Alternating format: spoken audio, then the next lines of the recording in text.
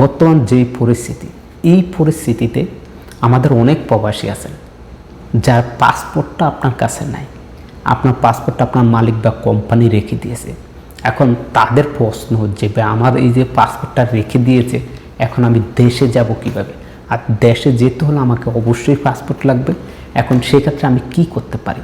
দেখেন, সরকারি নিয়ম অনুসারে পাসপোর্টের মালিক হচ্ছেন আপনি ছাড়া কোনো দ্বিতীয় পক্ষ হোক আপনার মালিক বা অন্য কেউ আপনার পাসপোর্টটি সে রাখতে পারবে না। আপনার পাসপোর্ট আপনার কাছে রাখতে হবে। যদি কেউ এই নিয়ম ভঙ্গ করে, সেটা যদি আপনার মালিকও হয়, তাহলে তাকে 10,000 রিয়াল কিন্তু জরিমানা করা হবে। এটা হচ্ছে সরকারি নিয়ম। এরপর আমরা দেখি আমাদের অনেক প্রবাসী ভাই আছেন যাদের পাসপোর্ট তাদের মালিক রেখে দেয়, বা অনেক প্রবাসী ভাইয়ের পাসপোর্ট কিন্তু হারিয়ে যায়।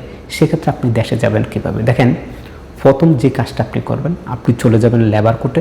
যদি আপনার মালিক বা কোম্পানি আপনার পাসপোর্টটি আটকে রাখে, আপনাকে না দেয়, তখন বলবেন যে আপনার পাসপোর্টটি তারা রেখে দিয়েছে, আপনাকে দিচ্ছেন, আপনি দেশে যেতে চাচ্ছেন। তখন তারা আপনার মালিক বা কোম্পানির থেকে আপনার পাসপোর্টটি নিয়ে নেবে এবং আপনাকে তাদের যে ব্যবস্থা নেওয়া আইনি সেটা নেওয়া হবে। যদি এরপরও আপনি সেই আইনি পদক্ষেপে আপনার পাসপোর্টটি না পান, আপনি অ্যাম্বাসির শরণাপন্ন হয়ে সেখান থেকে আপনি বর্ডার পাস নেবেন। যেই বর্ডার পাসটি নিয়ে অনেকেই 2 নম্বরে করে এটা নিয়ে একটি ভিডিও দিয়েছি, আলাদা অবশ্যই দেখে নেবেন। সেখান থেকে এই বর্ডার পাসটি নিয়ে আপনি খুব সহজে দেশে চলে যেতে পারবেন। এবার আসেন, যাদের পাসপোর্ট হারিয়ে গেছে, আপনার পাসপোর্টটি যদি হারিয়ে গিয়ে থাকে, আপনার কাছে যদি ফটোকপি থাকে, সেক্ষেত্রে চাইলে আপনি অ্যাম্বাসির মাধ্যমে আপনার নতুন পাসপোর্টটি তৈরি করতে পারেন। আর এই নতুন পাসপোর্ট তৈরি করতে হলে আপনাকে কিন্তু সরকারি যে নিয়ম, যে আপনাকে কোনো নিউজে আপনাকে নিউজ করতে হবে যে আপনার পাসপোর্টটি হারিয়ে গেছে, কোন নিউজ পত্রিকায় সৌদি আরবের আপনি পাসপোর্টটি হারিয়ে গেছে সেটা দিয়েছেন, সেটার একটা ছবি নিতে হবে, থানায় একটি জিডি করতে হবে। এটা হচ্ছে রুলস।